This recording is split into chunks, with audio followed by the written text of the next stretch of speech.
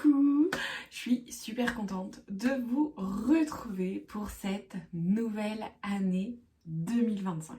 Tout d'abord, je vous souhaite mes meilleurs vœux pour cette nouvelle année, que vous ayez amour, argent, santé, bonheur, bref, tout ce que vous désirez, tout ce que vous souhaitez pour cette année. On se retrouve pour les énergies 2025 que on va aller voir un petit peu avec le tarot.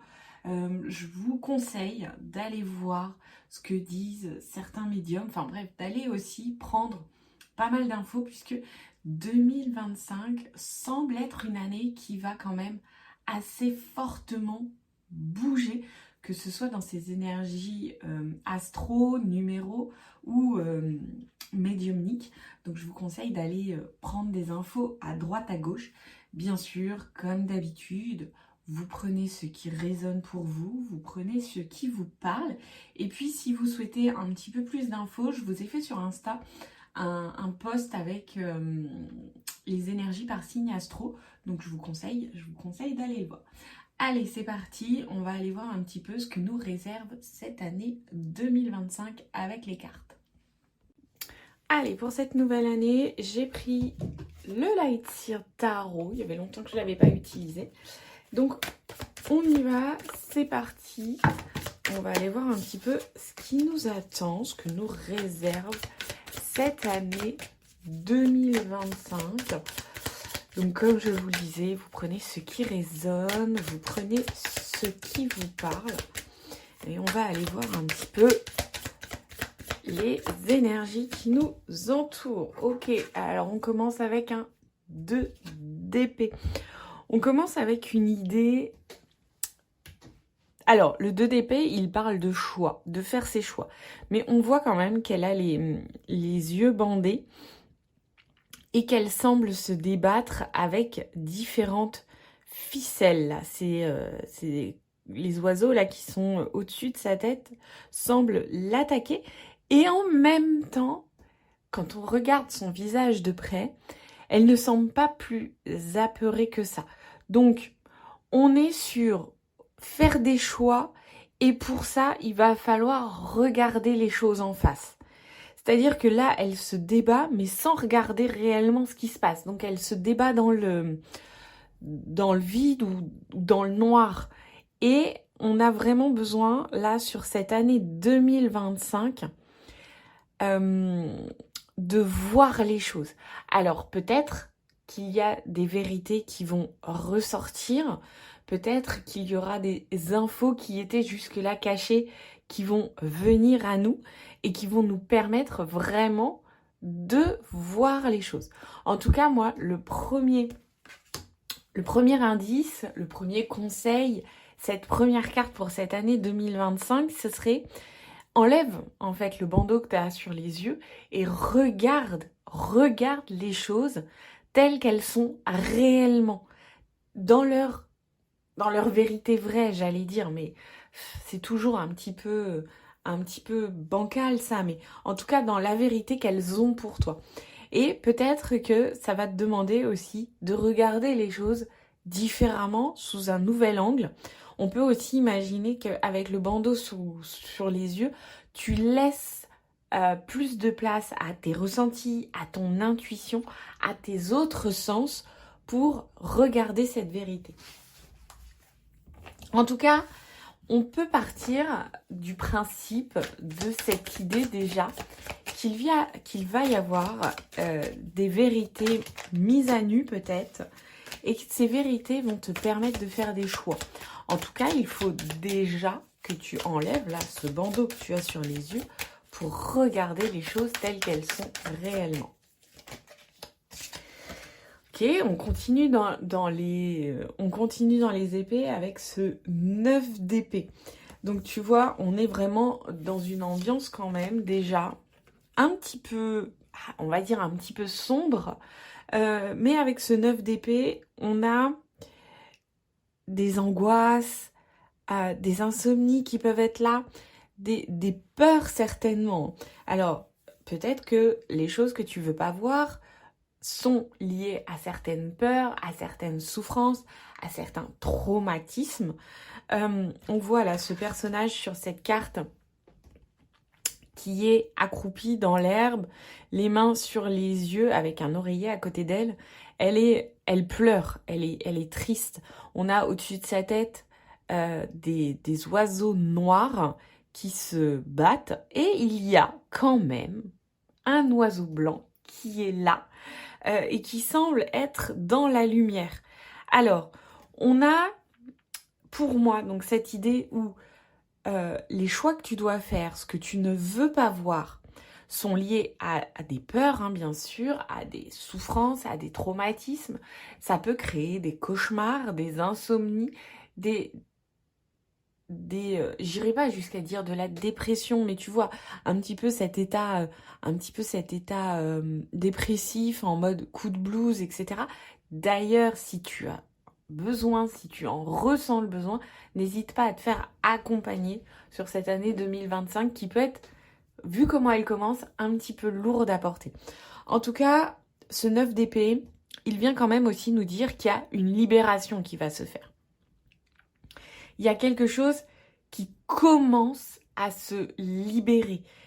Il y a certainement, avec ce 2 d'épée là juste avant, quelque chose que ça y est, tu te décides à vouloir voir, peut-être que tu ne le vois pas encore, mais en tout cas tu es dans cette dynamique où tu veux le voir, tu veux creuser, tu as commencé certainement ce travail sur toi et il y a, ça y est, quelque chose qui commence à se déverrouiller, tu vois.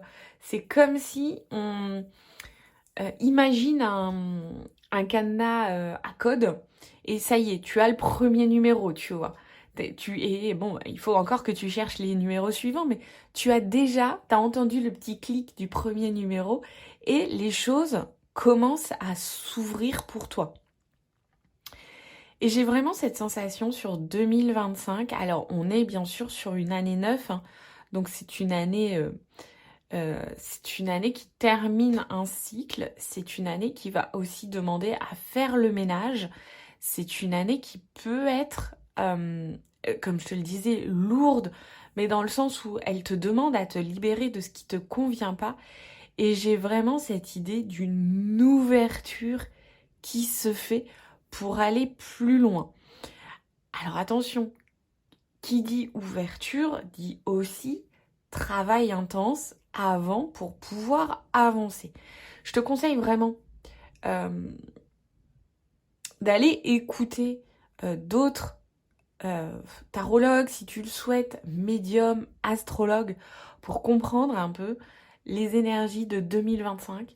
Pour moi, vraiment, les comprendre, enfin déjà les conscientiser, tu vois, le savoir, ça permet déjà d'adoucir l'année. Je sais pas si c'est clair ce que je te raconte, mais pour moi, ça permet vraiment de...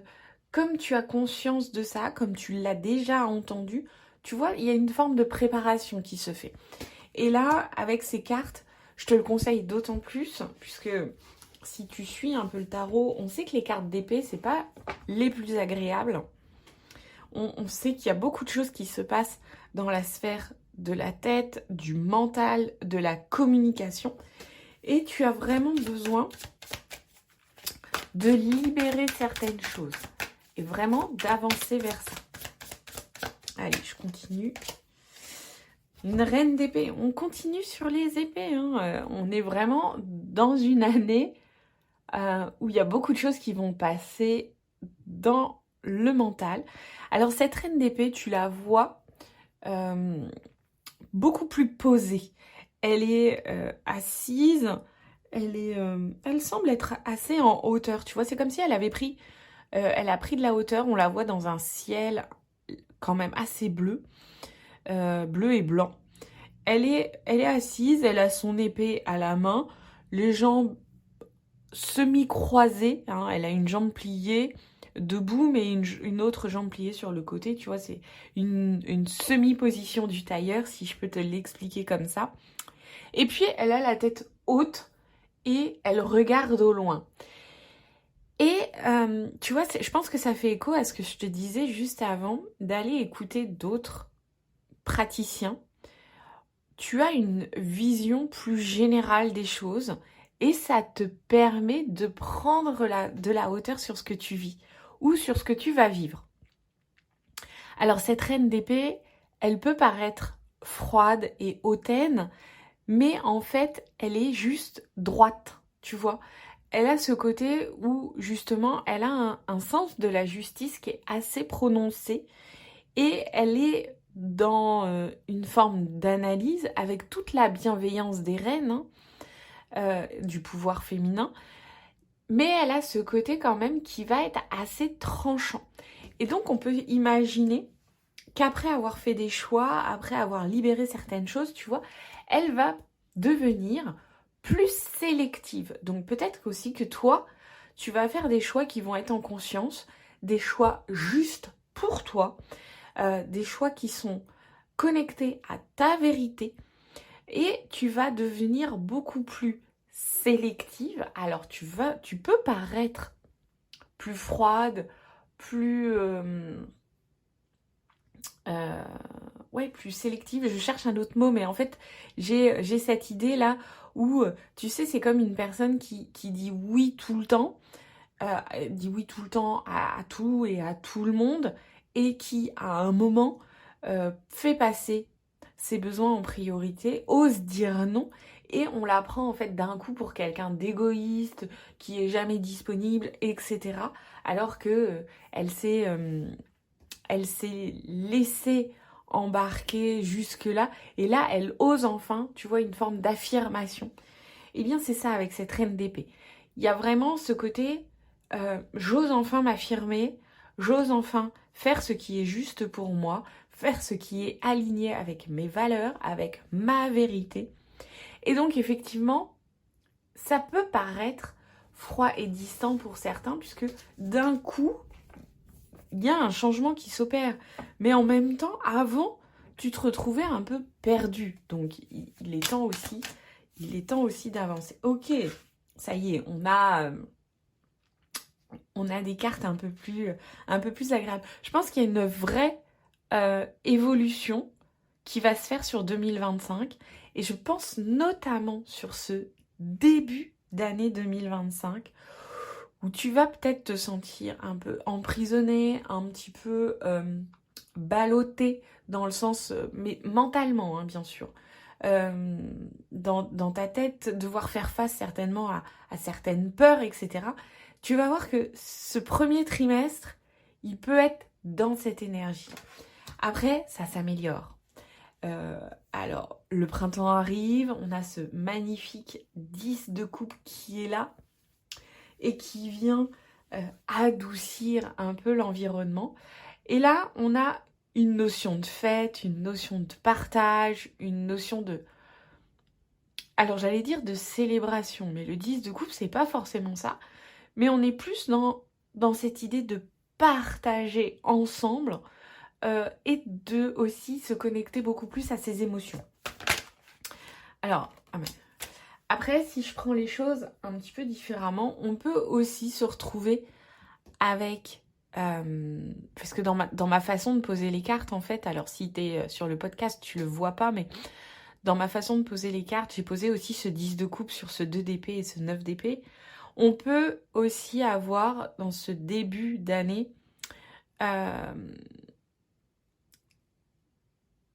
des blessures en lien avec la famille qui ressortent, qui reviennent et qui te demandent d'être travaillé, d'être...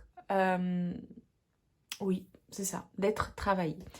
Mais vraiment, voilà, je reste sur ma première idée le deuxième trimestre, on est dans une ambiance beaucoup plus festive, beaucoup plus de partage. Alors on a ce 10 de coupe et j'ai ce 3 de pentacle qui est tombé juste après. Donc tu vois, on a vraiment un effet de collaboration.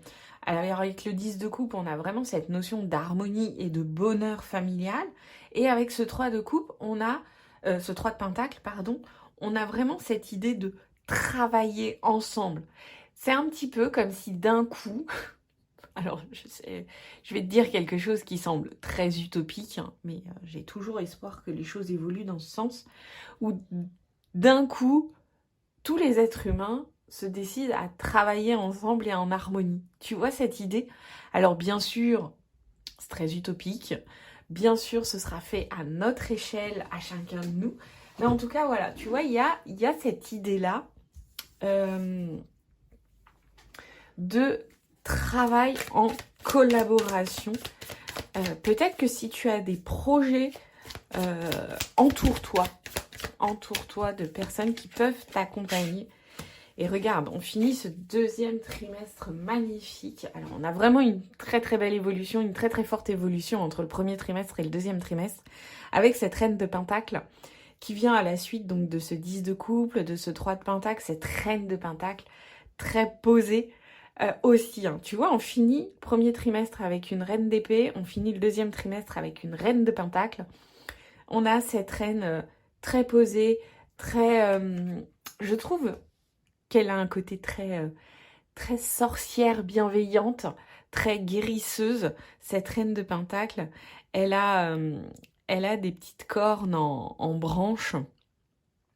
On la voit particulièrement ancrée, bien dans sa peau. Elle semble très sereine. Elle a son pentacle à la main, là, et elle a les yeux fermés. Elle est posée de manière très gracieuse. Et vraiment, on a ce sentiment de satisfaction, tu vois. C'est vraiment cette idée d'être « Waouh, c'est cool, ah, ça fait du bien », tu vois. Vraiment cette idée-là. Allez, écoute, on continue. Hein. Donc, j'ai un as de pentacle et un 10 de bâton pour la suite. Alors, cet as de pentacle, donc on peut imaginer qu'on arrive sur un troisième trimestre.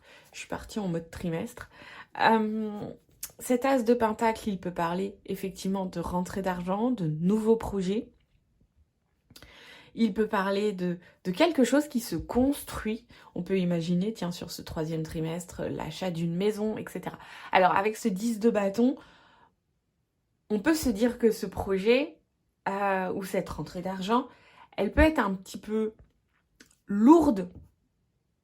Alors, j'allais dire lourde de conséquences, mais non, lourde en charge de travail, tu vois, d'organisation, de gestion. Puisque ce 10 de bâton, c'est quand même la carte qui porte. On a ce personnage-là, ce personnage féminin qui est avec son buffle, qui a un buffle très chargé. Il porte beaucoup sur le dos. Et elle a sa valise à la main et un bâton de pèlerin. Et on a cette sensation qu'elle avance, mais chargée, tu vois. Alors, à contrario d'autres jeux, je trouve que ce 10 de bâton dans le Light Seer est beaucoup plus doux. Dans le sens où c'est pas elle qui porte tout. Elle a, tu vois, déjà délégué à un animal fort et robuste le poids d'une partie de ce qu'elle porte. Alors, elle a quand même sa valise et son bâton de pèlerin. Donc, on a quand même cette sensation où elle avance, mais elle a déjà réussi à décharger une partie de ce qu'elle pouvait porter. Donc, pour moi, sur ce troisième trimestre, avec cet as de pentacle et ce 10 de bâton, on a vraiment une idée de nouveaux projets, gain d'argent, pourquoi pas. Hein. En tout cas, nouvelle réalisation qui va demander pas mal de travail et d'organisation. Et avec ce 7 de coupe pour continuer, on est vraiment dans cette idée où il y aura des choix à faire avec ça. Alors j'ai cette idée, mais ça va être pour imager ce que je veux te raconter. C'est, imagine, tu gagnes, une grosse somme. Alors, un héritage, un gain du loto, bref. Tu gagnes une somme conséquente qui te demande beaucoup de gestion, beaucoup d'organisation, beaucoup de choses à apprendre certainement, hein, parce qu'il va falloir apprendre à gérer ça.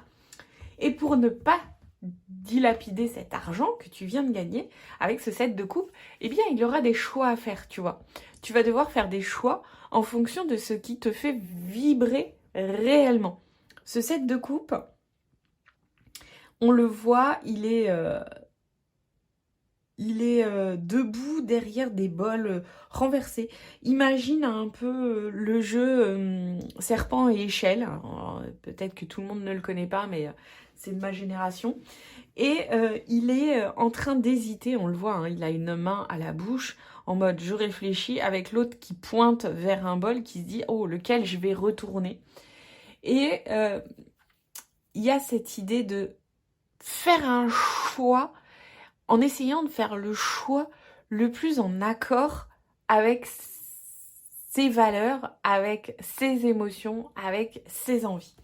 Donc sur ce 3e trimestre, on peut imaginer la création d'une entreprise, la création, un déménagement aussi, hein, avec un as de pentacle, on peut tout à fait être là-dessus, une rentrée d'argent conséquente, ça peut être, je sais pas, un héritage, des choses comme ça. Et tout ça va demander beaucoup de gestion et beaucoup d'organisation. Allez, on continue. Sur ce 4e trimestre, il y a ce 3 d'épée. Hein. Donc, on a commencé l'année avec les épées et j'ai l'impression qu'on finit l'année sur les épées en mode libération, en mode waouh, il est temps de lâcher. Alors, ce 3 d'épée, c'est pas la carte la plus joyeuse du jeu. Hein. On a vraiment de la tristesse, de la déception, on a vraiment cette notion de cœur brisé. Alors, il faut voir ce qui va se créer, s'organiser, ce qui va être fait sur ce 3e trimestre. Mais en tout cas, sur le 4e, on a une forme de souffrance qui est là. Alors, on va tirer d'autres cartes pour voir ce que ça vient compléter. Ok. On a un as de bâton avec sur ce 4e trimestre et le diable. Ok. Alors, on a donc cette sensation. Alors, je pense qu'on va plutôt être sur une sensation que sur une réalité. Dans le sens où il y a une souffrance qui est là. Et en même temps, on la voit, hein, ce personnage-là, elle crie, elle hurle de douleur. Et je pense qu'il y a, avec ce cri, avec cette douleur intense, une libération qui s'opère.